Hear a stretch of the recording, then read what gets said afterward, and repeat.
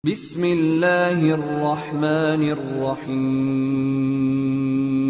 nome de Alá, o Misericordioso, o Misericordiador.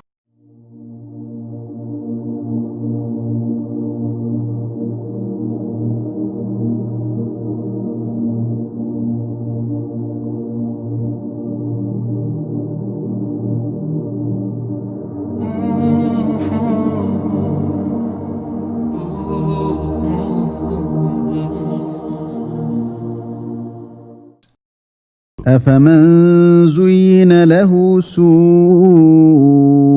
عمله فرآه حسنا فإن الله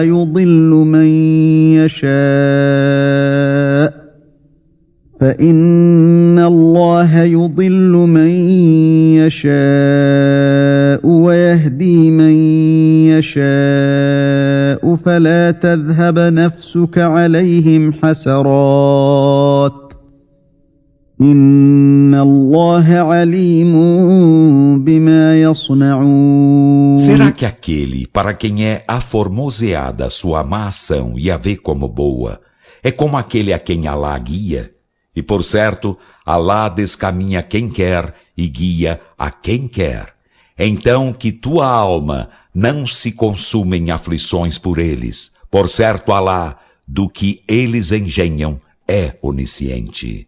والله الذي أرسل الرياح فتثير سحابا فسقناه إلى بلد ميت فأحيينا به الأرض بعد موتها كذلك النشور. E Alá é quem envia o vento e este agita nuvens. Em seguida, conduzimos-las a uma plaga morta e com elas vivificamos a terra depois de morta. Assim será a ressurreição.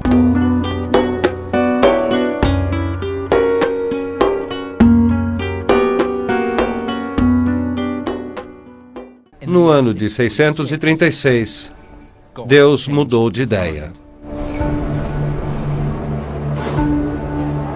Tropas árabes apareceram do lado de fora dos muros. Sofrônio, o bispo da cidade, escreve que é muito perigoso sair.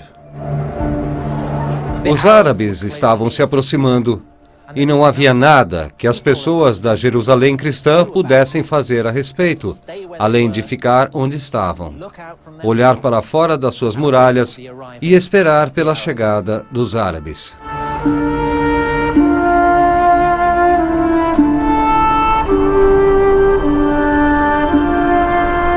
E do deserto eles vieram e se tornaram invencíveis. Em 636, eles derrotaram o exército romano em Yarmouk. Em seguida, eles derrotaram o exército persa em Cadícia. Ambos impérios enfraquecidos por suas longas guerras para enfrentar os árabes. Eles marcharam para as mais ricas províncias dos impérios derrotados. E em menos de 5 anos passados da morte do profeta, eles puseram seus olhos além da terra prometida. A terra inundada com leite e mel. A terra que Deus prometera aos judeus. Agora, os árabes vieram reclamá-la para si.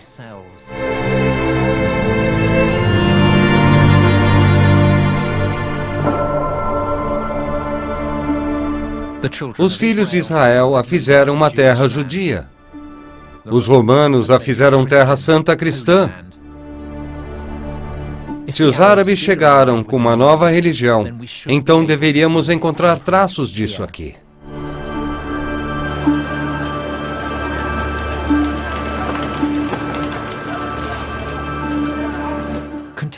Fontes contemporâneas cristãs confirmam que no fim de 630, os árabes tomaram a cidade através de negociações pacíficas. Mas o que elas não dizem é qual era a religião dos conquistadores. A verdade sobre o assunto é que nós não sabemos qual era a verdadeira religião dos primeiros conquistadores árabes. Nós temos um problema, pois esse grupo de pessoas da Arábia é pequeno.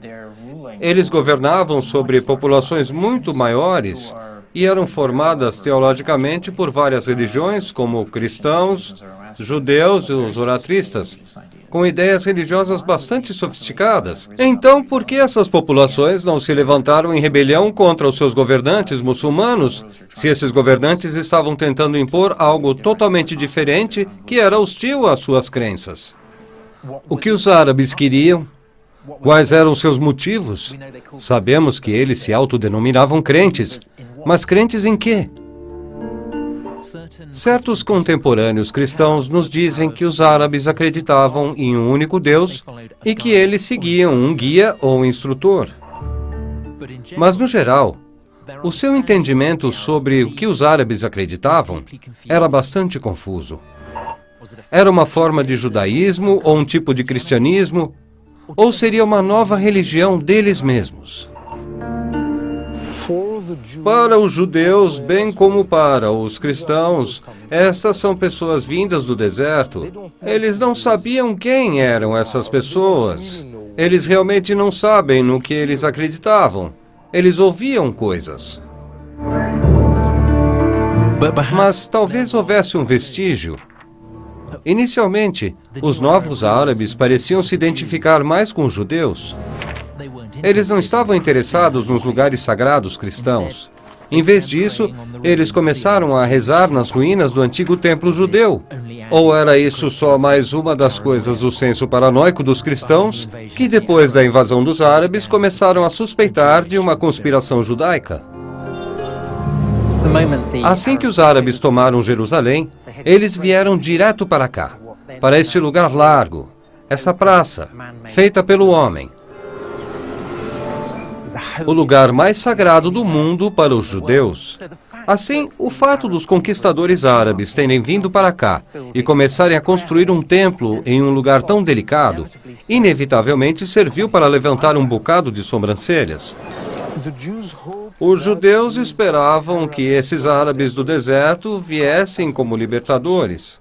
Eles permitiram aos judeus que voltassem para o templo da montanha para rezar lá. E os judeus começaram a acreditar que talvez houvesse algo messiânico nesse povo e talvez o seu líder fosse o Messias. Permitiria que eles reconstruíssem o seu templo. Teólogos cristãos que falavam a respeito dos conquistadores árabes acham muito difícil entender que eles estão lidando com uma nova religião. Quem são eles? Uma coisa é bem clara. Ninguém tinha qualquer noção de que os árabes estavam fazendo o que estavam fazendo, em nome de uma recém-criada e coerente religião. Ainda era confuso que o que eles faziam era em nome de algo que eles chamavam de Islã. Então o Islã existia nesses anos após a morte de Muhammad. Em Jerusalém, 30 anos após a conquista, eram negócios como sempre. Havia peregrinos cristãos nas ruas, as igrejas estavam cheias, as religiões antigas estavam praticando os seus rituais antigos. Mas onde estava o profeta em tudo isso? 30 anos após a morte de Muhammad, um guerreiro árabe chamado Muawiyah foi proclamado líder do novo Império Árabe. Mas se Muawiyah era muçulmano, então ele mostrou pouquíssimos sinais disso. O que é impressionante é que em nenhum lugar, nem nos seus próprios registros, não nas suas moedas e em nenhum dos seus documentos, há qualquer menção de Muhammad.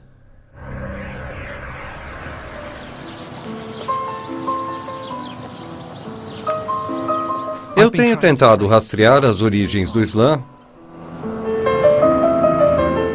mas é um mistério muito maior do que eu imaginava. Este é o livro sagrado do Islã, e é a fonte mais antiga do Islã que temos. Descubra onde o Alcorão foi compilado e você encontrará onde Mohammed operava, e daí você pode ter uma ideia de onde o Islã pode ter começado. No Alcorão, Mohammed foi instruído a seguir o caminho percorrido por Abraão. Talvez esse seja o lugar para começar a procurar.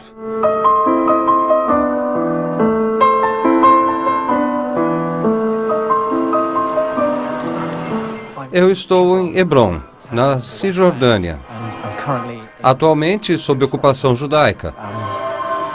É uma cidade palestina e, portanto, a atmosfera aqui é tensa, como é por toda parte, entre israelenses e palestinos. Há soldados israelenses com armas bem grandes e o que eles estão protegendo é isso: o sepulcro de Abraão.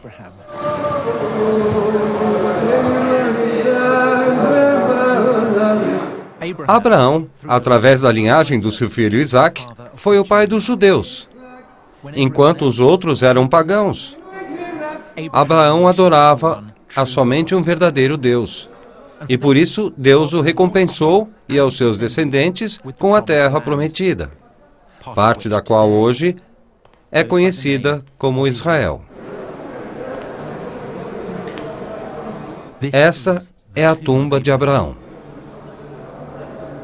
E a razão destes soldados estarem aqui é que essas não são as únicas pessoas que o têm como ancestral. E não são as únicas pessoas que acreditam que Deus lhes deu a terra prometida. Do outro lado da grade estão muçulmanos. E eles contam uma história diferente.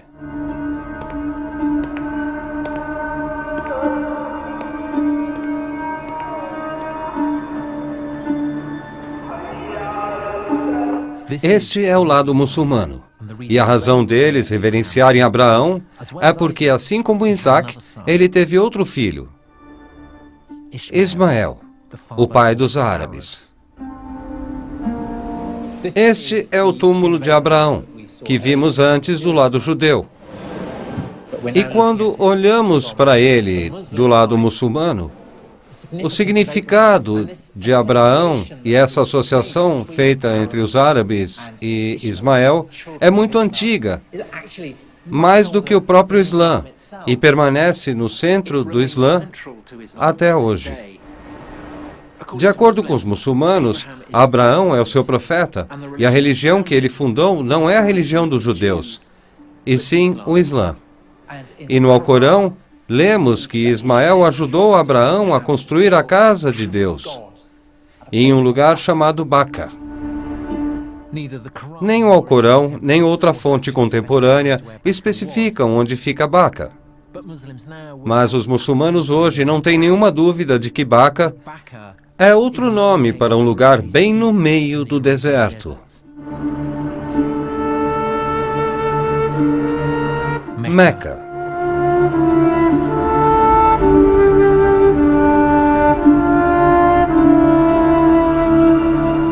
A mais sagrada cidade do Islã. A cidade natal de Mohammed. Esta é a maior mesquita do mundo. E no seu centro, a Kaaba, a casa de Deus, primeiro construída por Abraão e seu filho Ismael, sobre fundações lançadas pelo primeiro homem, Adão. É mais antiga e mais sagrada do que qualquer outro lugar no mundo. Foi nas colinas acima da cidade que Mohammed recebeu as primeiras revelações de Deus. Essas revelações formariam o sagrado livro do Islã, o Alcorão, a verdadeira palavra de Deus. Meca é onde os muçulmanos acreditam que tudo começou. A encruzilhada da fé e da história. Então, pode-se pensar que aqui podemos encontrar provas concretas do início do Islã.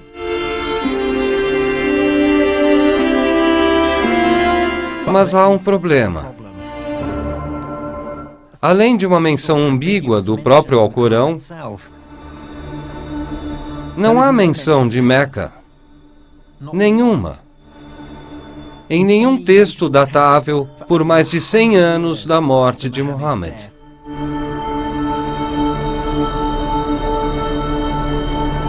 Como podemos saber se Muhammad veio de Meca? Não sabemos. Mas, por outro lado, se ele não veio, precisamos encontrar uma alternativa plausível para de onde ele veio e por que você assumiria isso. Assumir isso?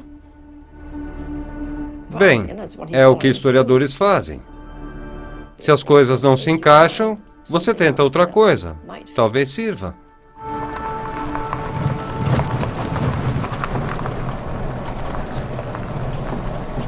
Chegamos. Este é o lugar. Sim, este é o lugar. No Alcorão, os crentes são orientados a rezar na direção de um santuário sagrado. Mas o que nem sempre é dito é se este santuário estava em Meca. E para alguns arqueólogos, algumas mesquitas antigas sugerem algo diferente. Estamos falando de alguns exemplos mais antigos que temos. E vocês as dataram como sendo de 100 anos após Muhammad. Algumas em torno de 100 anos aproximadamente, porque aqui, quando os adentramos, podemos ver. É aqui? Sim, é aqui.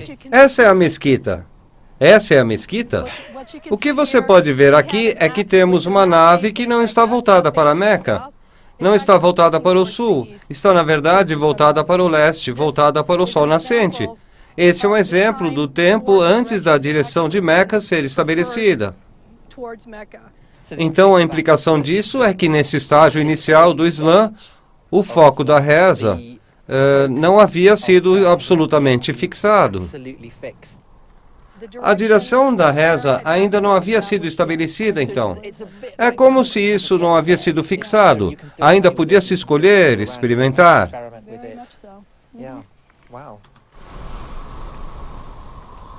Talvez não uma pista conclusiva, mas sugere que, mesmo que não haja fontes muçulmanas, há menção de escritores cristãos na época de que os conquistadores árabes se prostravam, não na direção de Meca, mas em uma direção diferente, algum lugar mais ao norte.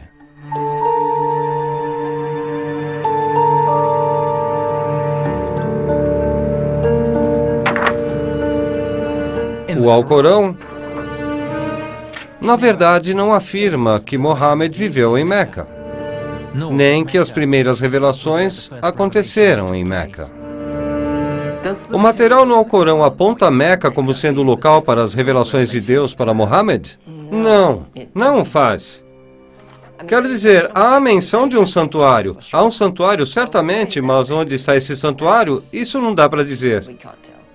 É diabolicamente difícil de extrair qual tenha sido o contexto do texto em si. Na tradição muçulmana, o povo de Meca era pagão, adoradores de ídolos. Mas, de fato, as pessoas que o Alcorão descreve têm profundos e sofisticados conhecimentos da tradição bíblica. O Alcorão reconta histórias bíblicas e delude para histórias bíblicas, não apenas bíblicas, mas acontecimentos pós-bíblicos. E tudo isso é claramente conhecido pelos antigos, sugerindo que o que temos é um tipo de resposta de Muhammad aos debates que aconteciam nas comunidades cristãs e judias, onde eles debatiam assuntos teológicos e questões vindos da Bíblia e do Primeiro Testamento. E o Alcorão parece ser um esforço para entrar na discussão. Portanto, há uma forte conexão em relação aos antigos discursos que estavam vivos pelo Oriente Próximo.